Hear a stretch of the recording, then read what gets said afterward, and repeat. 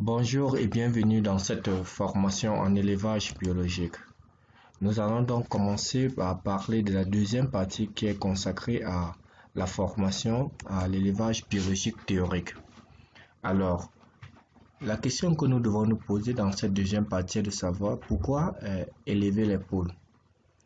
Si nous faisons l'élevage des poules, ou bien l'objectif de la production des poules et des volailles, c'est pouvoir permettre d'avoir la viande pour l'alimentation, l'œuf pour l'alimentation, surtout pour les enfants, la réception des étrangers, des cadeaux ou sacrifices en fonction de nos différentes mœurs et cultures, des excréments pour fertiliser les jardins et étangs piscicoles, et la vente des poules et des œufs pour améliorer nos revenus. Alors, après avoir répondu à cette question, nous allons faire un point sur le logement. Pour améliorer le logement et l'élevage, il faut bien sûr loger les poules, les alimenter, les abreuver et les soigner. Lorsqu'elles sont en divagation, elles grossissent très peu.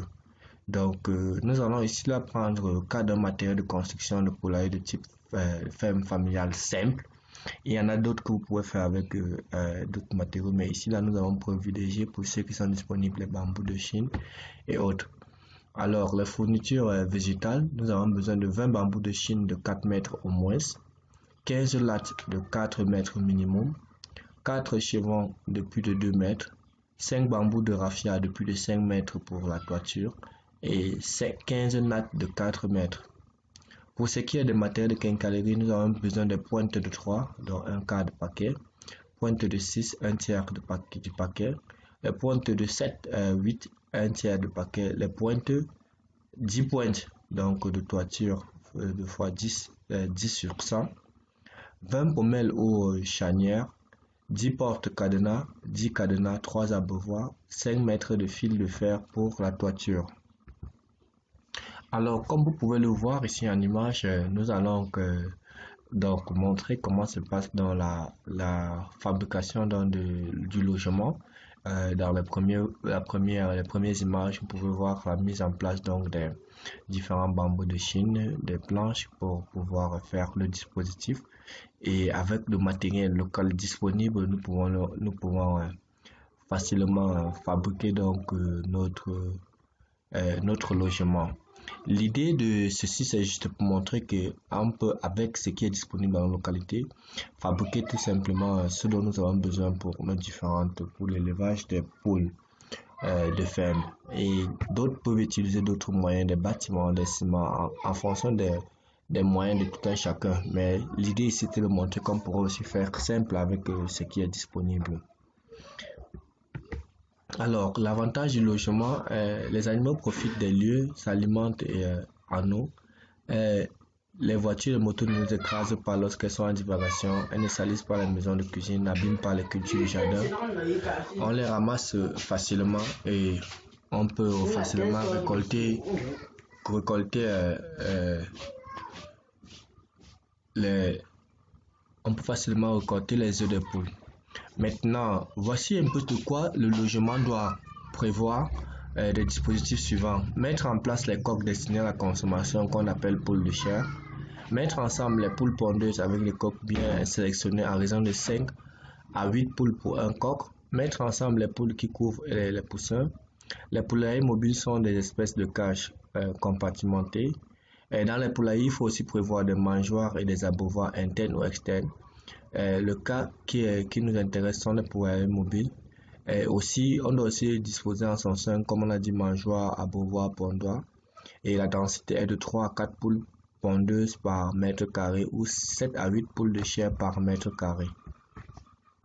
Alors, pour ce qui est de l'alimentation, les poules, comme tous les animaux, ont besoin de manger et de boire pour vivre, normalement.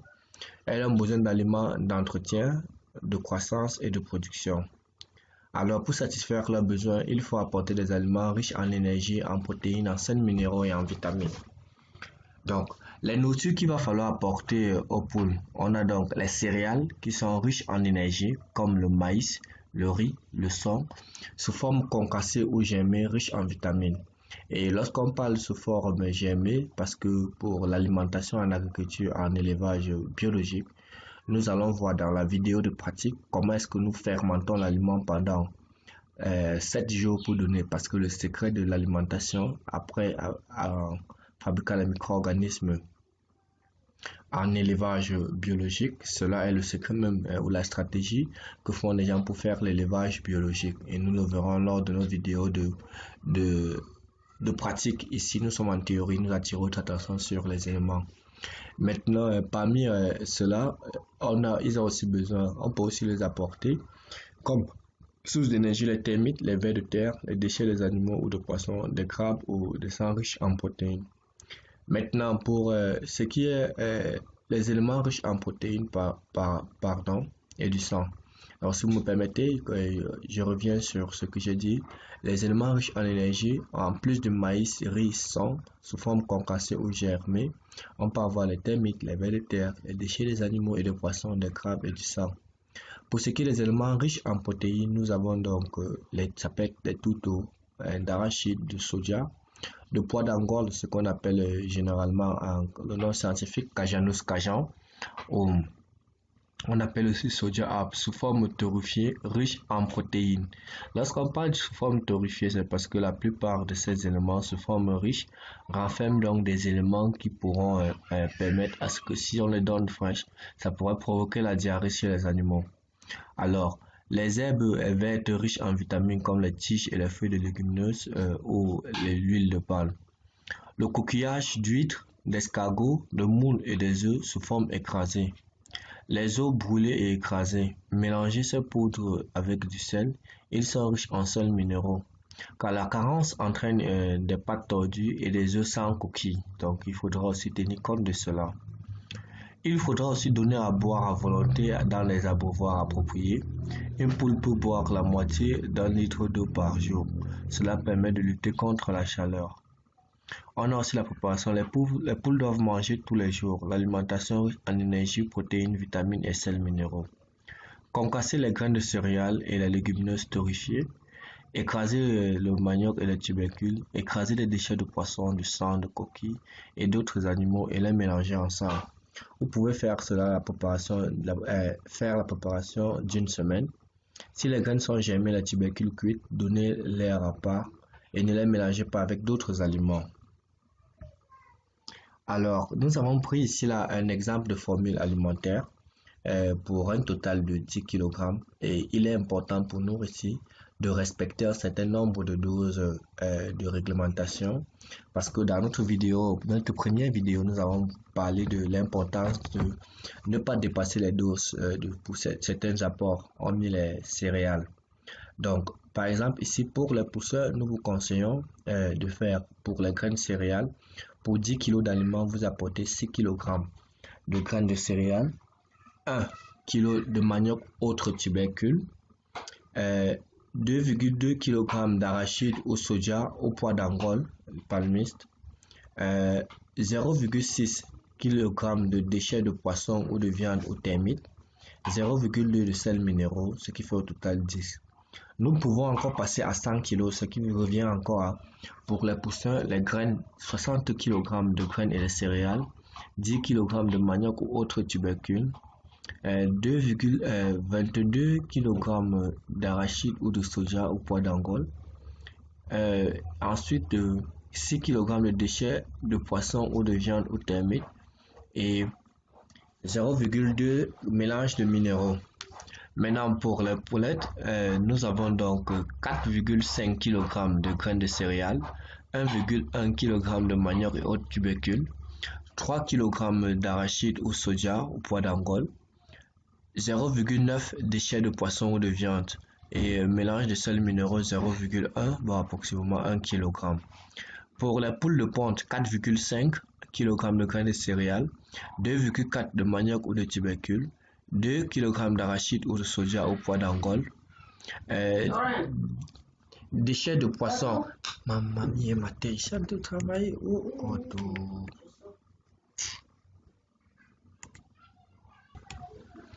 Ok, et désolé pour cela. Donc revenons, nous sommes en train de dire que arachide ou soja au pois d'Angole pour les poules de ponte 2 kg, déchets de poisson ou de viande 1, et mélange de sels minéraux 0,1. Ça, c'est la première composition d'aliments simples que nous avons donnée. Et nous pouvons aussi venir pour donner une composition plus complète, une autre composition d'aliments pour les différentes mêmes quantités. Pour les 10 kg, on a réduire donc l'unité à cela. Et nous allons donc remarquer ici là que pour les poussins de 0 à 45 jours, nous avons pris ici 5 kg de maïs, 5 à 6, ça peut aller par là, demi-kg de soja ou d'arachide ou de pois d'Angole, 1 kg torréfié bien sûr, 1 kg de farine de poisson ou de crevettes, 1 kg de feuilles de sesbania, thym ou moringa. Je vais beaucoup insister ici là sur les zones pour les pays comme le Sénégal, la Côte d'Ivoire, le Niger, la Mauritanie, ces pays sahéliens et même le Gabon. Je vais beaucoup insister qu'ils utilisent la poudre de moringa parce que dans leur aliment, la poudre de moringa, en plus de renfermer des sels minéraux, des vitamines de tous bords, elle aussi permet de renforcer le système immunitaire des animaux et les évite plusieurs maladies. Et nous allons voir dans le cas d'espèce, la suite de cette vidéo, une expérience qui a été faite. Donc j'encouragerais beaucoup d'utiliser donc la poudre de moringa dans l'alimentation, très important pour pouvoir permettre à ce que elle puisse déjà en consommant sa nourriture, soit son médicament et son médicament sa nourriture. On a donc demi-kilogramme de calcium qui peut être poudre d'os boirée ou de coquille d'escargot, une cuillère à soupe de sel et 1/8 de litre d'huile. Maintenant, allons donc lorsqu'elle est jeune adulte de 45 à 90 jours, il y a des petites modifications en fonction des apports qu'on a besoin. 5 kg de maïs, 5 à 6 kg de maïs, demi-kg de soja, demi-kg de farine de poisson, demi-kg de feuilles de sesbania, moringa, thym ou en poudre bien sûr. Soit on peut utiliser le sesbania, soit le moringa ou le thym. Demi-kg de calcium, une cuillère à soupe de sel, 1/8 de litre d'huile rouge. Pour les adultes à partir de 90 jours, 5 kg de maïs, 1 kg de soja, 1/4 de kg de farine de poussin, 1 kg de feuilles de sesbania, de thym et de moringa, 1 kg de calcium et une cuillère à soupe de sel. Alors, la ration alimentaire journalière pour les races locales en grammes par jour. Les premiers mois, on a 20 grammes par jour. Pour les races améliorées, 23. Les deuxièmes mois, on a 40 grammes par jour. Pour les races améliorées, 50. Jusqu'à plus de 6 mois, on varie entre 150 et 200 grammes. Donc, la ration alimentaire d'une poule de prendre 200 grammes d'aliments par jour. Ça fait 200 grammes fois 365 jours qui est égal à 85 kg d'aliments par an. Il faut prévoir donc 100 kg d'aliments par an par poule pondeuse. Servir la moitié très tôt le matin et l'autre moitié l'après-midi. Alors, pour ce qui est de la reproduction, les poules sont fécondées par les coqs. Nous avons dit dans la première partie, les spermatozoïdes de coq peuvent féconder 6 à 10 ovules et le jaune qui évolue dans le pousseur. Donc, pour cela, on avait donc dit que la couvaison se passe pendant les 21 premiers jours. Donc maintenant, la couvaison les œufs restent tous les jours gardés à chaud, comme nous l'avons dit, et durant cette période, donc, elle va donc clore. Notez bien que les œufs de plus de 8 jours avant, ne pas garder les œufs plus de 8 jours avant de faire couver. Donc, choisissez les poules couveuses les plus grosses, saines, ayant déjà couvé, et faire couver 3 à 5 poules en même temps. Donc, ça, c'est une méthode de multiplication des œufs par des poules. Maintenant, comment se fait donc la sélection pour choisir si vous nous permettez, nous allons parler ici des maladies en agriculture, la détection et le diagnostic des maladies. Et nous allons parler donc maladie après maladie. Nous allons d'abord commencer avec les maladies virales.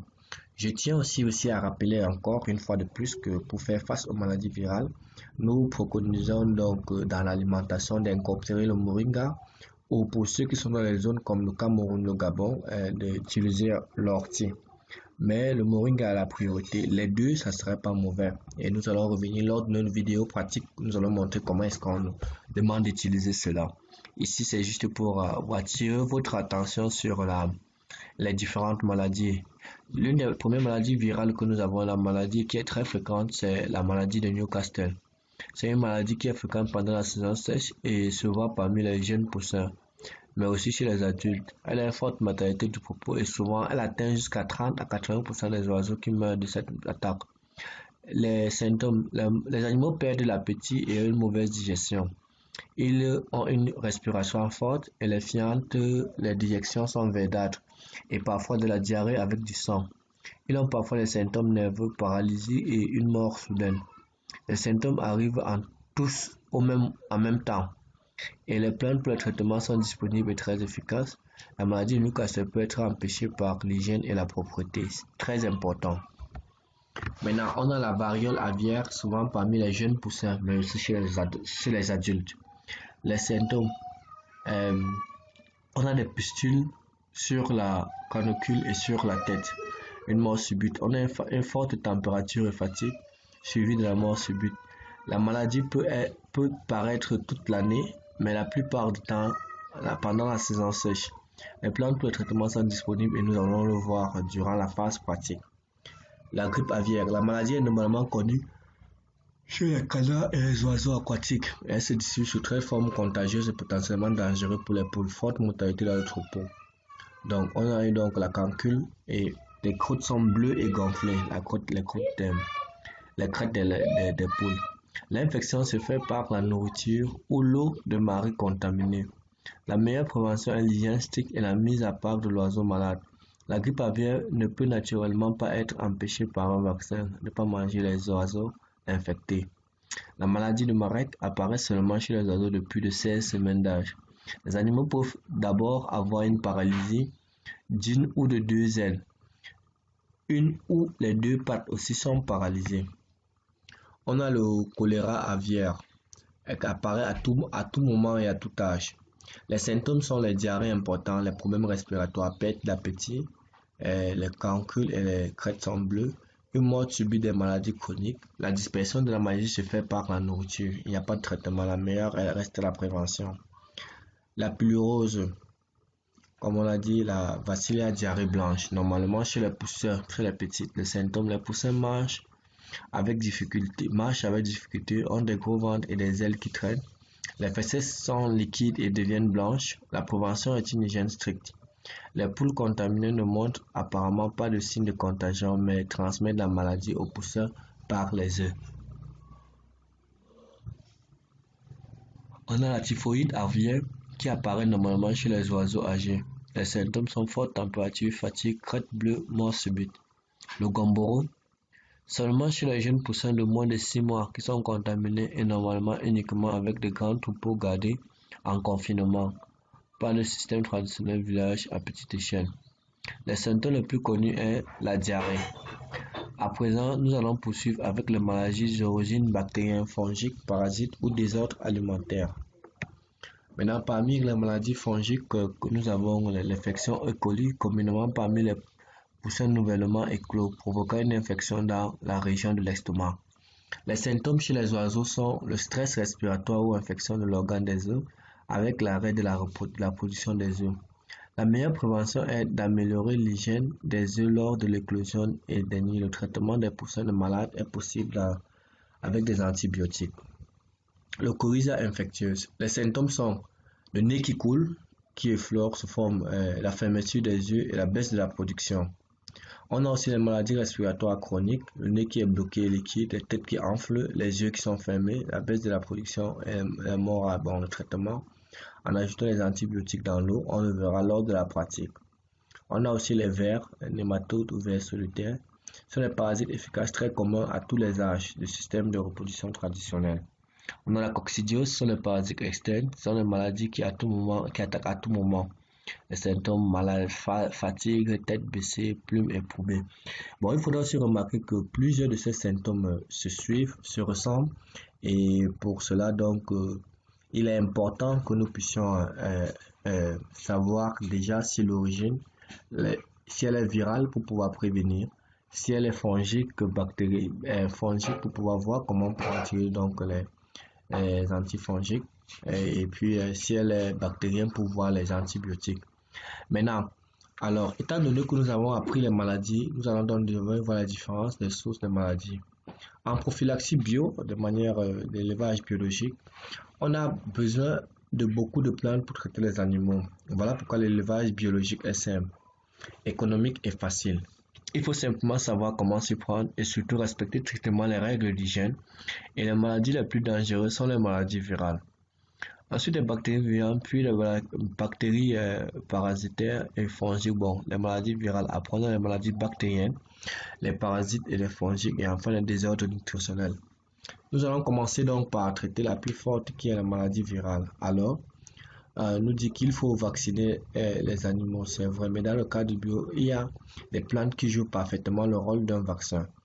Et lors de notre pratique, nous allons revenir sur la fabrication des micro-organismes en élevage qui jouera donc le rôle de ce vaccin. Là, c'est la pratique lorsque nous le ferons dans l'autre partie de notre vidéo.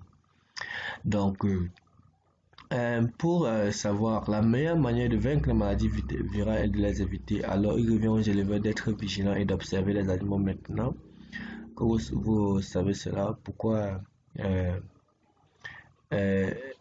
comment est-ce qu'on pourra donc le faire? Quel est le rôle du vaccin? En français simple, le vaccin permet de préparer le système immunitaire pour affronter les maladies. Par exemple, le vaccin de la grippe aviaire permet à l'organisme et les animaux de connaître le virus de cette maladie et comment l'attaquer afin que le virus sera présent dans l'organisme parvient à le neutraliser. Ainsi, le vaccin ne guérit pas d'une maladie, mais plutôt prépare l'organisme pour affronter la maladie. Alors qu'on administre un vaccin de grippe à un animal atteint de cette grippe, elle ne serait pas aggravée par la maladie. Donc, alors pour prévenir et éviter toutes les maladies virales, le seul conseil qu'on peut donner avec les plantes est conseillé est d'utiliser les plantes de Moringa oleifera ou de Caïcédrate.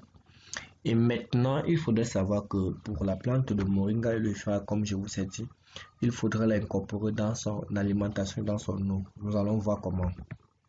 Maintenant, comment fonctionne donc la plante de Moringa? Elle a pour fonction principale le vaccin contre tout virus, c'est-à-dire renforcer le système immunitaire pour permettre de lutter contre l'attaque de ces virus-là, désinfecter leur organisme et donne l'appétit aux animaux.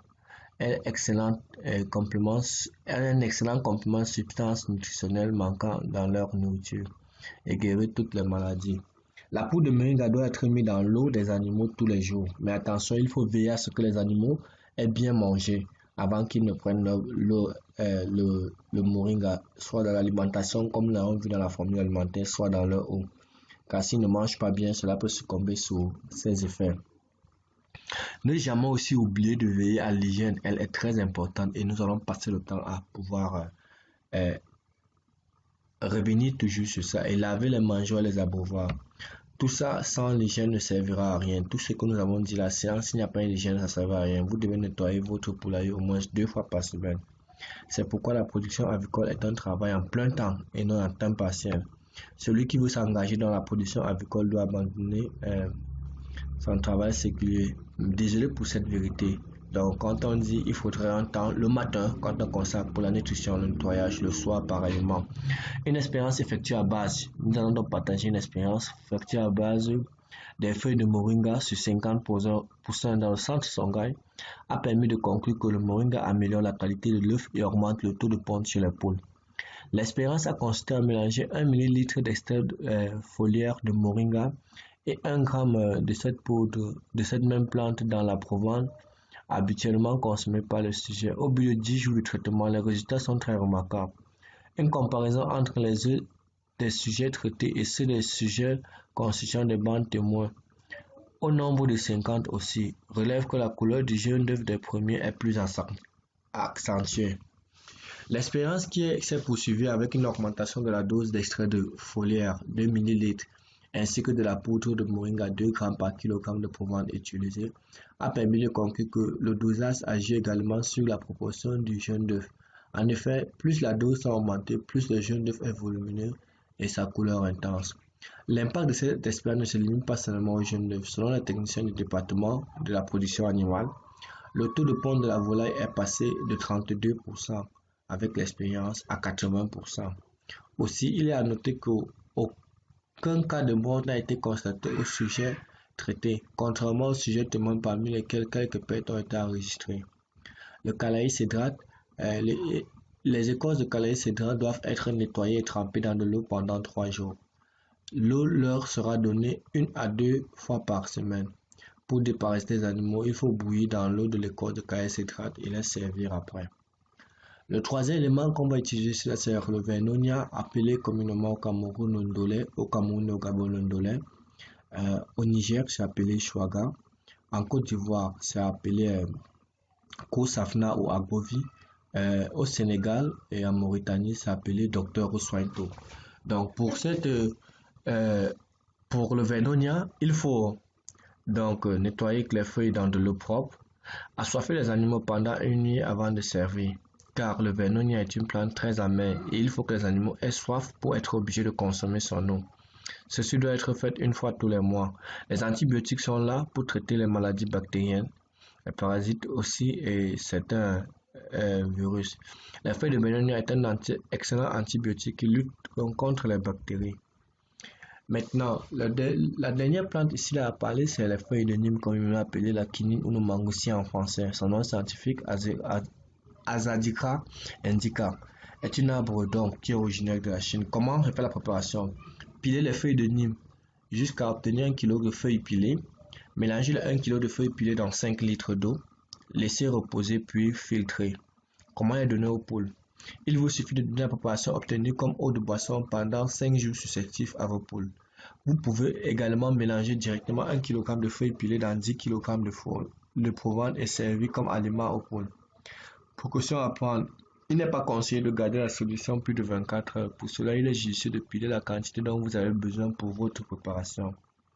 Contre la coccidiose, on a le curcuma qui peut être utilisé ou l'origan frais en poudre ou pâte qu'on met dans de l'eau.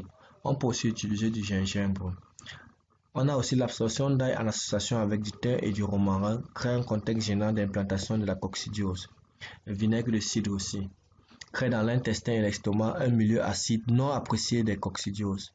Donc une cuillère à soupe dans 2,5 litres d'eau environ de boisson qu'on donne une fois par mois et parfois un peu plus tous les 3 semaines environ, lors des périodes chaudes et humides, c'est-à-dire une fois par mois, mais en une seule journée. Jeter l'eau le lendemain et remplacer cela par l'eau claire pour les jours suivants. 3 semaines plus tard, 2 cuillères à soupe dans 2,5 litres d'eau sur une seule journée également et jeter l'eau le lendemain pour remplacer par l'eau claire. Maintenant, pour ce qui est de la constipation, pour augmenter, vous pouvez donner du chou, des crevettes, des épinards, des raisins et aussi du charbon végétal dont nous allons voir dans l'autre partie de notre formation. Pour aussi encourager la couvaison, il faudrait donner donc les graines de tournesol ou les feuilles d'ortie et laisser manger. Pour les diarrhées, on a le charbon végétal activé, l'infusion de la camomille romaine, donc 15 g de sommité fleurie dans 1 litre d'eau bouillante et 2 à 3 cuillères à soupe par jour dans un peu de vin. Entretien du poulailler, éloigner les bêtes et les fermes locales, donc faire brûler les tiges d'ail séché et de poivre de Cayenne pour éloigner les mouches. Pour éloigner les mouches, suspendre un bouquet d'armoires sur lesquels les mouches vont s'agglutiner pour brûler ou suspendre un bouquet de tannassin ou de branches d'aulne. Sinon donc légal, il faudra donc badigeonner 2 à 3 fois par jour intervalle avec l'huile de cadre ou de l'huile végétale ordinaire. Aussi, on peut aussi pulvériser les micro-organismes efficaces comme nous allons vous montrer lors de la pratique. Les infections bactériennes dans l'ail, la mélisse et le thym. Nous allons beaucoup expliquer cela lorsque nous ferons notre pratique. C'est juste ici pour attirer l'attention. Et maintenant, pour manque de calcium, il faudra écraser les coquilles d'œufs, d'huîtres en fonction de l'endroit où vous disposez, où vous rencontrez, où vous êtes disponible. Ce qui est disponible, vous pouvez le faire. Et puis maintenant, pour les plaies, nettoyer avec les lotions de thym ou les lotions de mélisse si vous avez dans d'autres localités. Pour arrêter une hémorragie, lavez la plaie avec une infusion de capsules de gland, puis saupoudrer ou bien verser aussi des micro-organismes efficaces. Nous vous remercions pour votre aimable attention et nous allons donc garder votre attention et espérons que ce petit exposé théorique vous sera utile. Nous allons voir en profondeur et de manière pratique lors de nos vidéos de pratique pour l'implémentation de tout cela. Merci.